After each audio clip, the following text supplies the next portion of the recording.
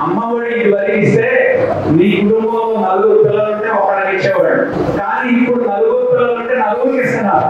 కానీ బాధ ఏంటంటే నేను ఒకరికి ఇచ్చే ఇది నలుగురికి ఇటువంటి అనేది జగన్మోహన్ రెడ్డి బాధ, వాళ్ళ నాయకులు బాధ. ఏం చేద్దాం మరి? ఆడవాళ్ళు మనం ఏం చేస్తాం? భర్తలు పోకపోతే భార్యలు మనం పెన్షన్ ఇచ్చాము, ఇవ్వకూడదు అంటారు వాళ్ళు. 285 మందికి కొత్త రేషన్ కార్డు చేస్తున్నాం, అది వాళ్ళకి నడుచుకోవాలి. వాళ్ళకి ప్రజలకి మేలు జరగడం అనేది, మేలు చేయడం అనేది వాళ్ళకి అర్థం లేదు. కానీ ప్రజలకి మేలు చేయడం, మంచి చేయడం మా డిఎన్ఏలో ఉంది. మంచి ప్రభుత్వం,